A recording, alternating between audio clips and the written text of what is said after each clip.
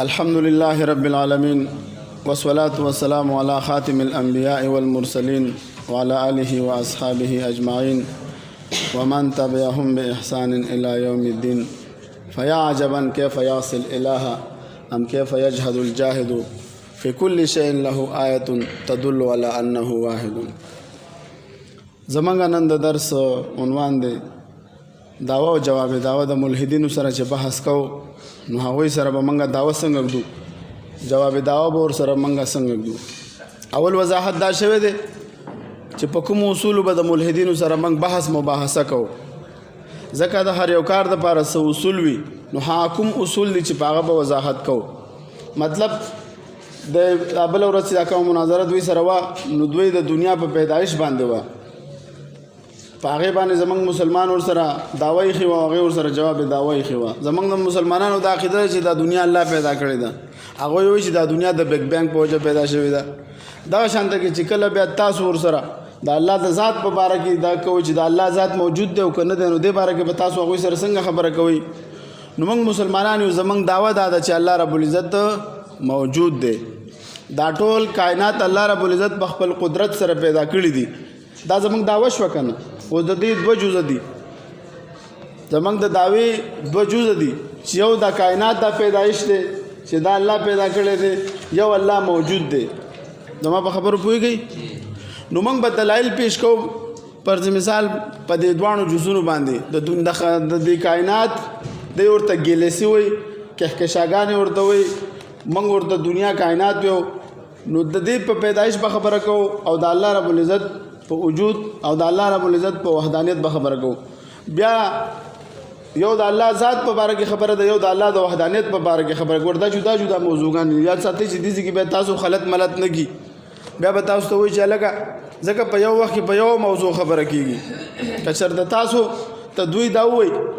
چې ټیک ده، تاسو خو په دنیا کې 5000 مذاهب دي، د کم د خدای ثبوت به پیش کړي، ته به ورته څه وایې؟ موږ د هغه رب دغه پیش کوو، تاسو سره موږ بحث کوو چې هغه دا ټول کائنات پیدا کړی، چې زموږ د ټولو خالق او مالک دی زموږ. که چېرته تا دې لاندې دې بلې دغه ته راولي، نو ته به ورته وایې چې تا اول خالق ومنه.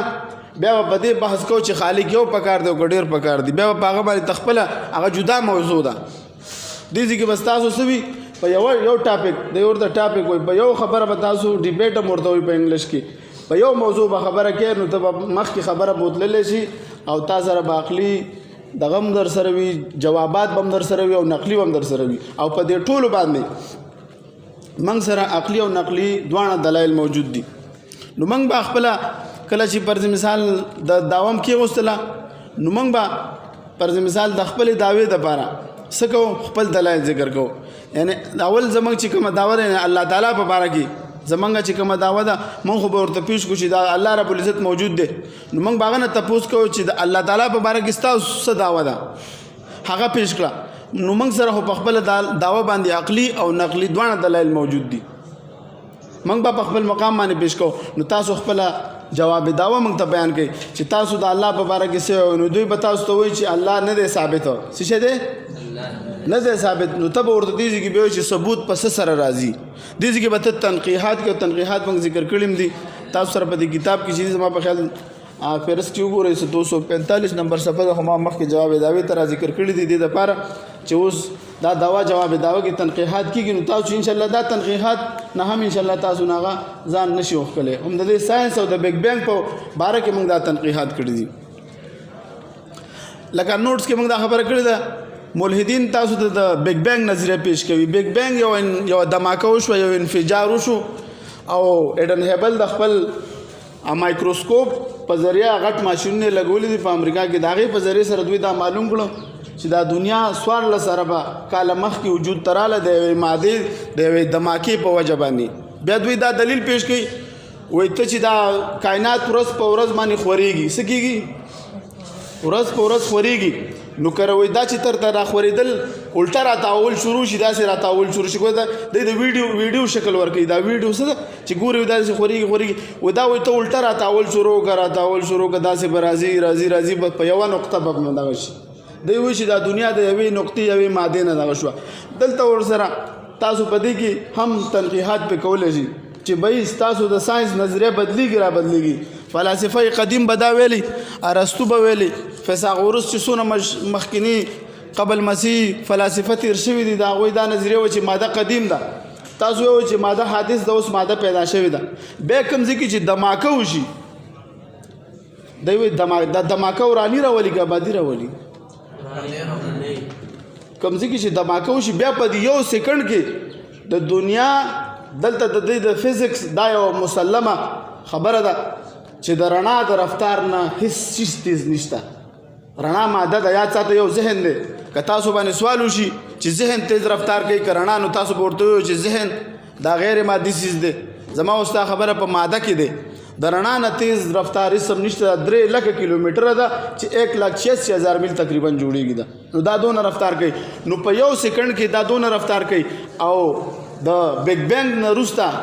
کوم چې ساینسدانان نظریه پیش کوي چې د یو سیکنډ 14مه حصہ د یو سیکنډ 14مه حصې ته چې ورسیږي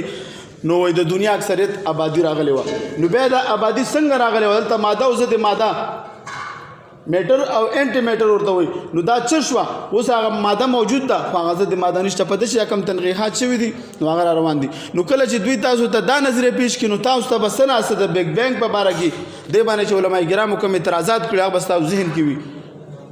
زما په خبرو پوهېږئ؟ نو د بیگ بینګ چې دوی کومه نظریه پیش کړي نو تاسو به ورته څه وکړئ؟ قدیم دغه پیش کوي. د دې مقابله کې نور داسې دغه راوتی دي اوس نظریه دي په مزه دا نظریه به ختمیږي. دوی وایي چې د انور موږ له 15 اربه کال نصر راکوي، انرژي راکوي، توانایي راکوي. د دې د انور موږ نه 15 کروړه میله لرې دی. دا د ده د رڼا موږ له 8 منټ او 6 سیکنډو کې تقریبا را رسیږي د ده رڼا هلته نه.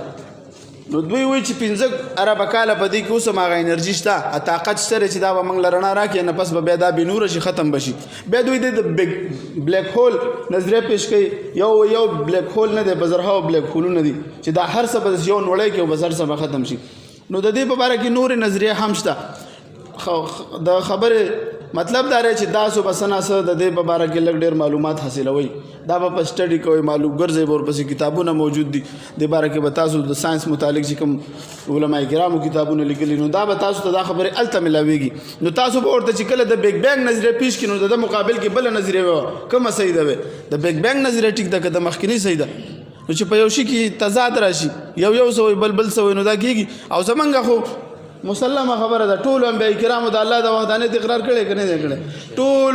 انبیاء کرام په دین د اسلام راغلي دي که نه دي؟ موږ دا راجمع کړي دي چې د ټولو انبیاء کرامو د حضرت نوح علیه السلام، حضرت موسی علیه السلام، حضرت عیسی علیه السلام، حضرت یوسف علیه السلام، څونه انبیاء کرام چې تیر شوي دي د حضرت آدم علیه السلام نه واله تر د نبي علیه السلام پورې ټول په دین د اسلام باندې تیر شوي دي.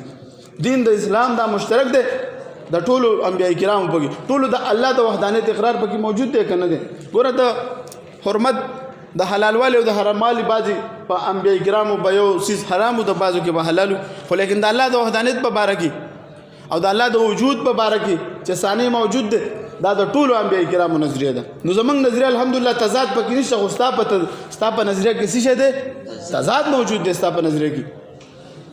نو دغه شانته کې دویم خبره به ورسره تاسو دا کوئ چې ذرایع د علم څو دي. تاسو به ضروري خبرې په جواب دعوه کې ځکه دعوه جواب دعوه چې د مناقحه شي نو ته به وروسته هغه سره خبرې به کولی شي بحث. اول به دا الې چې اسباب العلم څو دي. د شرح العقاید په حوالې سره موږ د مکمل وضاحت مخکې شوی، خو صرف هغه تعریف هم ذکر کړی دی چې اسباب العلم ثلاثه الحواس السلیمه والخبر الصادق والعقل بحکم الاستقراء ووجه الضبط. تاسو ته به د دې خبرې علم وي چې اسباب د علم دا درې دي، حواس سلیمه شو، خبر صادق شو، عقل شو. او دغه شانته کې دا ساينس هم یو ذریعہ د علم ده. ساينس موږ ته د علم ذریعہ راکوي، موږ ته انکار نه کوو ځکه موږ ته مخکې معلومات نه وه. مخکې موږ ته معلومات نه و چې د انور تندر ولې نیسي، سپوږمۍ ولې تندر نیسي، خو موږ ساينس موږ ته اوس وښودله. دغه شانته کې د دې کائنات نه موږ خبر کړو چې فرض مثال زموږ د دنیا په شانته کې په زرهاو کهکشاګانې موجود دي. دا چې څه دا د ساينس فرض مثال موږ له دا هر څه څه کړه ښکاره کړه، خو د علم یوه ذریعه شوه که نه؟ لکه څنګه چې موږ په عقل سره معلومولی شو، په حواسو سره، نو دغه شانته کې موږ ته دا ساينس هم یوه ذریعه د علم ده. دغه شانته کې د خواص ظاهره او د حواس باطنه وضاحت هم پکې شوی دی. دویم وضاحت به ورسره ته دا کې چې بھائی تعارف پکار دی، تم خپل تعارف وکړه، زم خپل تعارف. اول دا پکار دی ته خپل تعارف به پکاره زما الحمدلله زه مسلمان یم ته خپل تعارف وکړه نو به ځان ته یولي کې ګوره په تعارف کې تاسو څه فایده راوځي تعارف کې دا پیدا راوځي چې دلته ډېر داسې مذهبي خلک دي هغوی ځان ته ملحدین وایي قادیانیان دي شیعګان دي روافظ دي ګوره یاد ساتئ دا خلک قادیانې روافظ او دا د کم منکرین حدیث دغه چې کم خلک دي دوی ګوره د الحاد په جامه کې پتا گزار کوي نو ته ورته تعارف وکړه ځکه که ته چېرته یهودي عیسايي خو بیا به زه په یهودیت خبره کوم که نه داسې ده که نه ده که ته عیسايي زه به په عیسایت باندې خبره کوم که ته رافظي زه به ستا په دې خبره کوم که ته قادیانې نو دوی ځان پټ کړي بس ځانې په اسلام باندې اعتراض وکړي هلکه چې ته بیا ټیک شوه ته ملحد شوې خو بیا په ټولو مذاهبو له اعتراض نه کوې د ملحد خو معنا هم دا ده چې ته یو مذهب هم نه منې او ته وایې چې دا هر څه بس عقل سره او خپل مادې سره کېږي خبرو باندې پوهېږئ نو په دې تعارف کې بس تا سره دا خبر راوځي چې تا خو الحمدلله داوره چې زه مسلمان یم نو ته خپل هم دعا وکړه او دغه شانته کې دا خبره هم پکار ده تپوس وکړي چې علم در سره شته که نشته هسې وروره دوه درې د ګوګل حوالې سرچ کړي او بیا راشي په اسلام باندې اعتراضات کوي او وروره بس ځان مفکر اسلام جوړ کړی وروره چې بس اسلام کې دا دی اسلام کې دا دی هلکه نه تا سره څه علم شته او که نشته د دنیاوي علم در سره شته د آخرت په باره کې علم در سره شته ډېر خلک څنګه ګمراه کېږي دا یاد ساتئ د مودودي غونډه کې خپل ځان نه د تاریخ مطالعه وکړي د اسلام په باره کې مطالعه وکړي څه د ساينس په باره کې مطالعه وکړي څه د یهودیانو څه د عیسیانو اکبر باچا ته جوړ شي اکبر باچا ښه صحیح مسلمان سړی خو په دغه وجه باندې سړی لاړو تاسو به تاریخ کتلی په دغه وجه چې دغه مجلس کې به مناظرې کېدلې هندوان او عیسایان ټول به ناست و غرب او غروب و سړی په شک کې په خپل اسلام کې په شک کې کو حالانکه پهله دا ډېر مخکې ډېر صحیح مسلمان نو دغه شانته کې چې انسان د علماو سره په مجلس کې نه وي ناست او د ځان نه د اسلام مطالعه کوي یا د تاریخ مطالعه کوي نو هغه نه څه کېږي بیا ته دغه شی جوړ شي وروره چې بس بیا اعتراضات کوي بس بیا به د ځان نه وروره ځان له به ښه به وایي چې والله دا وګوره پلانکي کتاب لیکلي هلکه خو د دې مطلب او مقصد سره نو دا خبره دا ده چې فرض مثال او ته به ورته دا هم وې چې ینبغي مناسبه ده للمناظرین د مناظرین دپاره دا مناسب ده ان یکون متساویین فی العلم چې دوی سوي متساوي یو د جاهل ناس یو بل ضرورت داسې خو نه کېږي که نه څه ناسه چې علم در سره وي نو هر چا سره په بحث هم نه کوئ او چې کوئ ګوره په فروعو کې به چا سره بحث نه کوئ په فروعي مسایلو کې به د سره ګوره چا سره بحث نه کوئ د اسلام په اصولو کې په بحث کې تاسو به ورته چې د په فروعو کې راولي ته به ورته د دې جواب کې چې د فروعو څه ضرورت دی زما او ستا اختلاف په اصولو کې دی چې د یو څیز اصل ټیک وي فروع به هم ټیک وي داسې دا که نه ده چې د یو څیز چې د یو اسلام اصل صحیح نو فرع به هم ټیک وي که د انسان یو ته اصل نه مني چې ته اصل نه مني نو یو سړی وایي چا واده کې نه پرېوځوي د به زه ناوې سره کېنم نو چې یو انسان پر مثال اصل نه مني په فرع څه ضرورت دی راځه په اصل خبره ما سره وکړه نو په اصل چې تاسو کله دا اصولو ته راولئ نو بیا به دوی تاسو سره انشاءالله تاسو نه به ځان نشي خلاصوي دغه شانته کې درې وضاحت دا دی دا کومه دعوه چې پیش کولی شي د دې د ثبوت معیار به صرف عقل وي او که نور ذرایع به هم مني لکه خواص حمسه شو صحیح نقلی خبر شو مثال یو څیز خوږ دی که پیکه دی دا په عقل سره نه معلومیږي دا په سکلو سره معلومیږي یا جنگ عظیم دی دا موږ نه دی لیدلی دا په صحیح نقلی خبر سره ملاویږي دغه شانته کې تا لوګی ولیدلو اوس لوګی ته ولیدو دا تا ته په څه سره ملا دا ته په خپل عقل سره معلومه چې بھائی لوګی خو ټیک د دی خو اور خو ما نه دی لیدلی خو دلته زما عقل دا وایي چې دا نو دا ډېر څیزونه ته به ورته دا خبرې کوي چې بھائی ته دې کم کم منې او کم کم نه منې دغه شانته کې بیا نوټس کې دا خبرې شوي دي څلورم وضاحت دا چې یو وي خلاف عقل بل وي ما ورای عقل په دې دواړو کې فرق شته دی او که نشته دی په دې کې بیا راټینګ کړي څه به وکړي خلاف عقل او ما ورای عقل په دې کې فرق شته دی او که نشته دی ځکه یو څیز به ما ورای عقل وي او به تا ته خلاف عقل ښکاره کېږي دا خبرې چې دي دا بنیادی خبرې پنځم وضاحت دعوه به پیش کولی شي هغه عقلا ممکن وي څه وي عقلا ممکن وي یعنی د عقل نه به خلاف نه وي څه به وي د عقل نه به خلاف نه وي او دویم دا چې د هغې دپاره به صحیح نقلي خبر موجود وي د اسلام ډېر عقاید دوی دا غیر عقلي دي د اسلام ډېر عقاید دوی دا غیر عقلي دي نو ستا په نظر کومه یو عقیده به ورته وایي ستا په نظر کې کومه یو عقیده دا غیر عقلي ده کومه عقیده احمقانه ده لکه دوی وایي که نه چې د بعضې دا زه چې د کوم کتاب له جواب ورکوم زه مذهب ولې نه پرېږدم په دې کتاب کې هغه لیکلی دي زه مذهب ولې پرېږدم ما مذهب ولې پرېغوستو دې کې دا کتاب لیکلی دی د هغې جواب اوس ما شروع کړی زه مذهب ولې نه پرېږدم دې کې دا یو اعتراض دا کړی دی وایي د اسلام ډېرې خبرې دا احمقانه دي عقاید احمقانه دي غیر عقلي دي نو ما ورته ولیکل چې د اسلام کومه یو عقیده تا خو دعوه وکړه دعوه دې وکړه چې د اسلام ډېر عقاید احمقانه دي غیر عقلی دي دعوا شوه دلیل دې پسې پیش کړی که نه دی ځان نه دی خبرې کړي نو ستا خو دعوا خو دې کړې ده او دلیل در سره نشته نو ته خو لیونی نو موږ ورته وایو ما ورته ولیکل چې ستا د اسلام په باره کې کومه یو عقیده احمقانه ده چې موږ درله جواب درکړو لکه کله چې تاسو د ملحد سره بحث کوي نو تاسو په ده کې ورسره دا تفصیلي خبره بس تاسو دا وي د اسلام یو عقیده هم خلاف عقل نه ده دا به ورته وي البته تاسو ماورای عقل او خلاف عقل نه پېژنئ تاسو ماورای عقل ته خلاف عقل وایي د خلاف عقل او د ماورای عقل په فلسفه باندې ډېر خلک نه پوهېږي ګوره دا یاد ساتئ نو دوی په خپله هم دوکه شي او نور خلک هم دوکه کوي لکه خلاف عقل څه ته وایي اوس تاسو دا وپېژنئ چې خلاف عقل وي څه شی نو خلاف عقل هغه سیز ته وایي خلاف عقل هغه سیز ته وایي چې هغه سیز په ناممکن کېدو باندې دلیل عقلی موجود وي چې څه وي خلاف عقل څه ته وایي هغه سیز ته وایي چې د هغه سیز په ناممکن کېدو باندې دلیل عقلی موجود وي مثال را روان دی خپل د وضاحت کومه که دا سیز په باره کې خبر ورکړي نو هغه غیر عقلی وي او که د داسې سیز په باره کې خبر ورکړو نو هغه سیز به بیا رد کولی شي لکه مثال خبره خلاف دا یو مثال دی ذکر کړی دی موږ چې دا اوس خلاف عقل دی ولی دلیل عقلی پې موجود دی لکه هغه کې هلته نشته دی دا وروسته بیا موږ لیکلي دي موږ ذکر کړی دی یو کس وایي چې هلکه په پلانکي ځای کې شپه هم ده ورځ هم ده اوس دا خلاف عقل ده او که نه ده دا کېدی نه شي فرض مثال چې یو هلته د ورځ هم یو شپه دین وي دلته دلیل موجود دی ګوره دلیل عقلی پې موجود دی پوهېږئ که نه پوهېږئ خلاف عقل څه ته وایي خلاف عقل دا چې دواړه اجتماع د نقیضینو نه دواړه نشي جمع کېدی ورځ او شپه جمع کېدی شي نشي جمع کېدی اوس دلته دلیل عقلي موږ سره شته دی عقل وایي چې بھئی یا به ورځ وي یا به شپه اوس دلته ورځ ده یا نور خو جدا مسله ده چې نور شته او که نشته خو دلته د شپې او د ورځ خبره ده نو دا اوس څه شی دی موږ سره دلیل عقلي موجود دی پوه شوئ نو دې ته څه وایي اوس خلاف عقل وایي فرض مثال سلور دي عدد یا سلور دی شپږ دی دا دواړه جمع کېدی شي نه یا به سلور یا به شپږ که نه او چې ته وایې چې سلور هم دی او شپږ هم دی دا کېدی شي یو عدد ته راواله اوس دا یو عدد دی اوس ته وایې دا سلور هم دی او شپږ هم دی دا کېدی شي نه نه شي کېدی هر چېرته کېدی شي دا خو عقل دا وایي یا به دا سلور ګڼي یا به شپږ ګڼي دقه شانته کې خلاف عقل دې ته وایي چې هغه باندې تا سره دلیل عقلي د هغه په ناممکن د هغه په موجود کېدو باندې تا سره دلیل عقلي موجود وي چې دا چیز د سره ممکن کېدی نه شي لکه نو دا خبره دا دغه تا سره نو د اسلام کوم عقیده غیر عقلي ده هر یو چیز امکان لري که نه لري چې یو میږی امکان لري چې میږی دومره وړوکی وجود لري دا وایرس دا وجود لري ګوره جراثیم چې موږ ورته وایو وایرس دا کرونا چې دا وایرس دی دا وجود لري که نه چې یو دومره معمولي وجود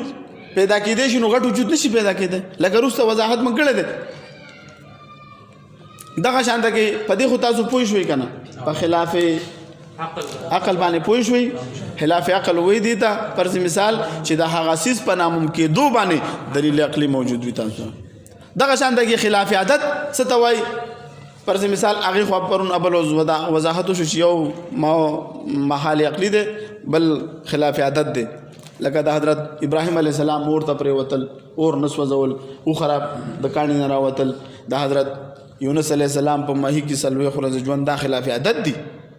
خلاف عقل خو نه دي که نه پوه نه شوئ خلاف عقل پوهېږئ زما په خبرو ها دغه شانته کې ماورای عقل څه ته وایي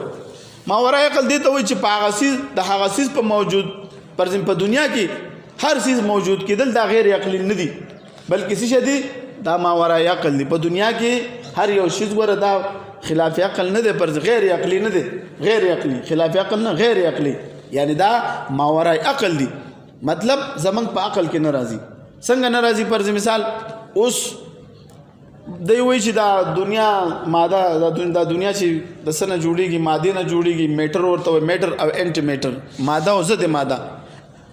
نیوټرون او پروټون او دا الکترون دوی دا کوي چې دا نیوټرون او پروټون دا یو ماده د یو بل سره چې وجنګېږي نو الکترون وایي 1000 کیلومتر فی سیکنډ رفتار سره د دې مادې نه ګیر چاپېره ګرځي او دته یو نوی ترتیب ورکوي. اوس دا موږ نه لیدلی دي فرض مثال خدا او دا خبرې اوس موږ غیر عقلیم نه ګڼو. ولې نه ګڼو؟ چې ساينس وایي ټیک ده موږ در سره منو، خو غیر عقلي نه دي. دغه شانته کې د دې دا سمندر دا اوبه دا چپې تاسو لیدلې دي که نه هم دي لیدلي؟ اوس ساينس وایي چې دا د سپوږمۍ د کشش ثقل په وجه دا شاربي څه کوي؟ دا شاربل کېږي. داسې مثال د مقناطیس دی. مقناطیس چې هلته پروت وي مضبوط مقناطیس د دې دا اوسپنې به ځان ته راکاږي که به نه راکاږي؟ دا به دلته خوځي راخوځي. ته مقناطیس هلته خوځوه راخوځوه دا به دلته تا ته خوځي راخوځي. زما په خبره پوهېږي؟ نو دوی وایي ساينس وایي چې دا د کشش ثقل په وجه د سپوږمۍ په وجه باندې وایي د سمندر د اوبو په ده کې چپې راځي، وایي ده کې بیا څه کېږي؟ دته د بریک کار ورکوي د ځمکې له. نو اوس دا خبرې خو غیر عقلي نه دي فرض مثال، خو زمونږ په عقل کې هم نه راځي. که راځي او که نه راځي خو دا خبرې خو ثابت دي. اوس داسې ډېر خبرې به فرض مثال به ستا په عقل کې نه راځي، ته به وایې چې دا غیر عقلي دی. نه، ته به ورته دا ماورا عقل خبرې دي. دغه شانته کې د اسلام چې څونه عقاید دي ګوره، د اسلام دا ماورای عقل دي. څه شی دي؟ ماورای عقل دي، خو نه غیر عقلي دي او نه خلاف عقل دي. پوه نه شوئ؟ ښه دغه شانته کې دا نور مثالونه هم موږ ذکر کړي دي. لکه یو حدیث مبارک کې راځي د ابو هريره رضی الله تعالی عنہ روایت ده. ان ابي هريره رضی الله تعالی عنہ نشته کتاب کې، هغه دلته ما وروسته ذکر کړی. قال قال رسول الله صلی الله علیه وسلم زرس الکافر یوم القیامت مثل احد.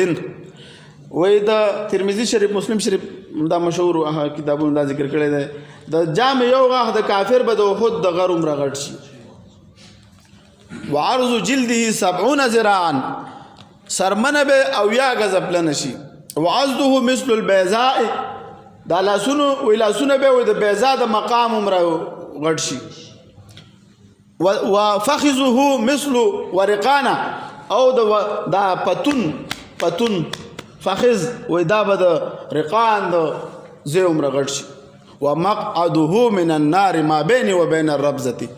مقعد به وی په اور کې دونه غټ شي د دې جهنمی سړي، لکه د نبی علیہ السلام فرمایي ما بین و بین الربزه. ربزه کم مقام دی؟ حضرت ابو ذر غفاری رضی الله تعالی عنہ چې ورته دشتې ته مدینه منورې نه بار. نو دا به د اوس پر مثال بدل ته دوی دا اعتراض کوي، وایي دا کیدای شي چې دا دونه غټ شي، دا دوبره دونه غټ شي. اوس ګوره لکه دغه شانته کې دوی پر مثال بل اعتراض کوي. دوی دا وایي دا خلاف عقل دي، موږ ورته دا غیر عقلي دي، موږ ورته دا ماورای عقل دي. لکه سورة مریم آیات نمبر 67 او 66 کې انسان فرمایي اعوذ بالله من الشیطان الرجیم ويقول الانسان اذا ما مت لسوف اخرج حيا. آیا چې زمړ شم زما بیا راځوندې کېږم؟ نو الله ورته څه فرمایي؟ اولا یذکر الانسان انا خلقناه من قبل ولم يكن شيئا. آیا ته خپل ځان ته نه ګورې؟ دا انسان ځان ته نه ګوري چې مخکې خو ته سم نه وي؟ نو چې تا مخکې پر مثال نه وي موجود، الله پیدا کړی، نو دوباره دی الله نشي پیدا کولی. نو تاسو به دوی ته دا وایئ چې بھائی ماورای عقل د اسلام یو عقیده هم نه ده، دا څه شی دي؟ دا خلاف عقل او غیر عقلي دي. دا څه شی دي؟ دا ماورای عقل دي. دغه شانته کې په دنیا کې ډېر څیزونه دي زموږ په عقل کې نه راځي. نو فرض مثال خو هغه څه کوو؟ هغه موږ منو چې هلکه دا ټیک ده. بیا مبادیات او تنقیحات، نو تاسو دا فهرست وګورئ کتاب کې ځان ته راواړوئ، زه تاسو ته دلته وایم تاسو به تنقیحات په ده باندې کوئ، ځکه دعوه جواب دعوه ده. نو تاسو به ورته وایئ چې ساینس جسم لري او که نه لري. ساینس دې خوا متوجه شي، زه بیا تاسو وګورئ. خیر دی مولوي صاحبانو، اوس یې پرېږده، تاسو به دغه وکئ، دا کتاب مطالعه کوئ، دی کې ډېر بهترین دغه موږ راجمع کړي دي. تاسو به دا ووایئ چې ساینس جسم لري او که نه لري. ساینس علم، ساینس پر مثال علم دی وجود نه لري. دې ته واپس موږ جواب ورکړی دی. موږ ورته وایو ستاسو په نظم باندې خو هر څه د مادې نه جوړ شوی دی. د یو دا هر څه د مادې نه جوړ دي که نه دي؟ موږ د نه تپوس کوو چې دا ساینس د مادې نه جوړ دی او که د مادې نه نه دی جوړ. نو د دې جواب په فرض مثال هغوی ته درکوي چې هغه هر وخت څه درکړو، خو ته به دا تنقیح کې فرض مثال که چېرته حق یا قلوغ به وشي ساینس خو غیر مادي څیز د علم دی، او موږ خو د دنیا د مادې په باره کې بحث کوو. د دې جواب خدا دی، خو هغه سره چېرته داسې لالاو نو د سره ورسره جواب باندې به بس اخوا دې خوا کوي. دغه شانته کې درېمه تنقید تاسو وایئ چې ساينس علم دی نو آیا علم صرف ساينس دی او که نور زراعي هم شته دی ګوره دا یو دغه دی که نه تاسو وایئ چې ساينس علم دی نو آیا دا ساينس صرف علم دی او که نه نور زراعي د علم هم شته دی دا تاسو منئ او که نه منئ دغه شانته کې تاسو په بله تنقید دا کوئ تاسو چې کله د یو څیز معلومول غواړئ څه کوئ تاسو چې یو څیز معلومول غواړئ چې دا څیز پیکه دی او که خوږ دی دا په څه سره تاسو معلوموئ تاسو دا د ساينس په کومه فارموله دا معلومولی شي د ساينس په کومه فارموله دا معلومیږي یو فارموله دا خواص سره ثابتېږي چې دې سره پوه شوئ که نه شوئ دغه شانته کې دا یو تنقیب ما عقلي کړې ده چې تاسو په دوه ګواهانو سره خپل ځان د پلار نه ثابتوئ دوه ګواهان ګویي وکړي وایي دا ستا پلار دی ته منې د ټولې دنیا ګویي ولې نه منئ کومه فلسفه ده چې صرف د نسل د ثبوت دپاره دوه ګواهانو سره ثابتېږي او دواړه به مسلمانان د الله د وحدانیت ګویي ورکوي او تاسو یې نه منئ پوه نه شوئ په دوه ګواهانو سره خپل ځان د پلار نه ثابتوئ او د ټولې دنیا ګواهي نه منئ ولې دا کومه فلسفه ده چې صرف د نسل د ثبوت دپاره د نسل ثبوت دوه ګواهانو سره ستا مسله ثابتېږي ستا نسل ثابتېږي او دواړه به مسلمانان د الله د وحدانیت ګویي ورکوي ته نه منئ دغه شانته کې شپږم نمبر تنقید ټیک د تم وی چې ساينس باندې تا ایمان راوړی د ساينس په وجه ته د رب نه انکار کې نو ته به د خپل رب ګویي پیش کړې داغه ثبوت به پیش کړو زه به د خپل رب ما سره خو د خپل رب په ثبوت باندې عقلي او نقلي دلایل موجود دي او تا سره نن ستا ساينس یو سوی او نن سبا بل سوی ستا خو د سره ته چې په چا د ایمان راوړی دا خو د سره وجود نه لري هغه تا ته محتاج دی زمونږ رب د سره چاته محتاج نه دی دا هر څه په کن فیکون سره پیدا کړي دي دغه شانته کې اووم نمبر تنقید تاسو ساينس بغیر د مشاهدي او دلیل نه منئ او که د دلیل سره منئ ګوره دا خبره یاد ساتئ تاسو ساينس بغیر د مشاهدي او د دلیل نه منئ او که د دلیل سره منئ د ساينس په وجود باندې تاسو سره څه دلیل دی دغه شانته کې اتم نمبر ساينس ته علم چا ویلی دی دا ډېره اهمه تنقید ده ساينس ته علم چا ویلی دی ساينس خو تجربې ته وایي ساينس تجربې ته نه وایي ولې نه وایي تجربه کله صحیح وي او کله کامیاب غلط وي کله کامیاب شي او کله ناکام ډېر ملکونه تجرباتو کې کامیابي که ناکامېږي ناکامه شي نو تجربه خو ساينس خو د سره علم شو نه دا تنقیب به وکړي اگر چې ساينس د علم یوه ذریعه ده اگر که دې کې خامیانې دي زمونږ د قرآن او د حدیث په شان مکمل نه دی چې د الف باتا الحمدلله الف لام میم والناس پورې زمونږ الحمدلله یوه عقیده یوه نظریه نسو غلطه ثابتول شي البته که هغوی اعتراضات کوي نو زمونږ الحمدلله علما کرام ورته هغې جوابات ورکړي خو ساينس په خپله باندې نظریه ختموي یوه نظریه راشي د ساينس هغه بله نظریه څه کړي ختمه کړي ټولې بیا منیاو د ساينس ګور زمونږ لکه نبي علیه السلام باندې زمونږ ټولو مسلمانانو ایمان دی که نه زمونږ په مسلمانانو کې به داسې نه وي راغلی چې د نبي علیه السلام په خبرو رد وکړي داسې به څوک وي داسې کتاب به یو مسلمان فرقې هم نه لیکلی چې په خپل اسلام اعتراض وکړي چې مسلمان وي داسې ده که نه ده خپل کوشش به کوي چې ځان هغه سره جوړ کړي خپل کوشش به دا کوي د هغه د الله او د الله د رسول د مینې سره ویار هغه سره زما زیاته مینه ده وګوره زما خبره صحیح ده خدای کله هم نه دي ویلي چې د الله د محبوب نظریه غلطه کړي ساينس خو نظریه مکمل غلط اوسني چې کوم فلسفه دي دا خو د قدیم فلسفه او هغه بنیاد ختم کو هغه به ویلي ماده قدیم ده دوی ماده حادث ده ماده اوس پیدا شوې ده د بیگ بینګ په زمانه پیدا شوې نهم نمبر تنقید دا چې د ساينس تعلق د تجربې سره دی که د عقیدې سره دی د ساينس تعلق د تجربې سره دی که د عقیدې سره دی نو تاسو تجربه په عقیده باندې قیاس کوئ دلته تاسو دوکه کیږئ ځکه د عقیدې تعلق د شرعي اعمالو سره دی او د ساينس تعلق د دنیا د ایجاداتو سره دی ساينس د عقیدې نه خلاف یوه خبره هم نه ده کړې تاسو ګوره د ساينس د عقیدې مقابله کې څنګه راولي د عقیدې تعلق د څه سره دی اعمالو سره عقیدې سره دی که نه د آخرت سره تعلق سره دی د ساينس تعلق د دنیا د ایجاداتو د دې خو د سره په منځ کې تضاد نشته دی دوی د ساينس په ذریعه باندې هلکه تاسو د رب نه انکار کوئ د دین نه انکار کوئ دا خو ستاسو پر مثال هغه جهالت دی دغه شانته کې د بیگ بینګ په باره کې چې په کوم تنقیحات موږ کړي دي موږ وایو بیگ بینګ چې دا دماکه وشو دا انفجار وشو دا په کوم ځای کې شوی دی بیگ بینګ کوم ځای کې وشو دوی وایي په هر ځای کې وشو موږ وایو هر ځای وجود نو دا هر څه هیڅ موجود نو بل ترغیب یې موږ دا کړی د بیگ بینګ نه مخکې څه بیگ بینګ دی وایي دا بیگ بینګ وشو نو موږ وایو د بیگ بینګ نه مخکې څه ساينس یو د ساينس خبره ده یو د اسلام خبره ده اوس د ساينس او د اسلام په دې کې پته لګي اسلام ته اخر سره پورې رسوي اسلام ته وایي چې دا هر څه الله رب العزت په خپل قدرت سره پیدا کړي دا حسب نو الله رب العزت پیدا کړو داسې وخت به راشي دا هر څه بیا ختم کړي او ساينس تا کوم ځای ته رسوي بیگ بینګ پورې ته رسوي چې بھائی ماده وه د مادې نه بس دا هر څه وشو بس یو دماکه وشو بس د هغه نه انرژي پیدا شوه هغه نه دغه دا کوم چې معدنیات دي دا دونه ورته وایي معدنیات دا پیدا شو د دې نقطې نه نو موږ وایو چې حضرت ټیک شو ساينس دې پورې ورسولي خو ساينس تا خوا تا نور نشي بودلی او مذهب اسلام به تاسو کوي تا آخر سره پورې پوځي تا به یا جنت ته داخله یا به جهنم ویلي دي که نه دي ویلي نو دا تنقیب هم کوي په تاسو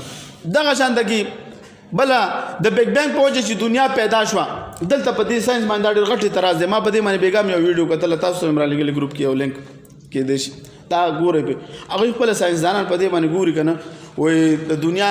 د بیگ بینګ په وجه باندې په اولني سیکنډ 36مه حصه کې د دنیا اکثریت څیزونه پیدا شو نو دلته د دې خورېدل د دنیا د خورېدل چې دي دا د رڼا د رفتار نه تیز شو نو دا خو ګوره تاسو منئ آینسټاین او دا چې څونه فلاسفه دي قدیم او جدید دي د ټولو دا نظریه ده په دې کې چا اختلاف نه کړ چې د رڼا نه تیز رفتار والا هېڅوک هم نشته د مادې په لحاظ سره نو دلته د دوی دنیا دا خورېدل چې دی دا خو ډېر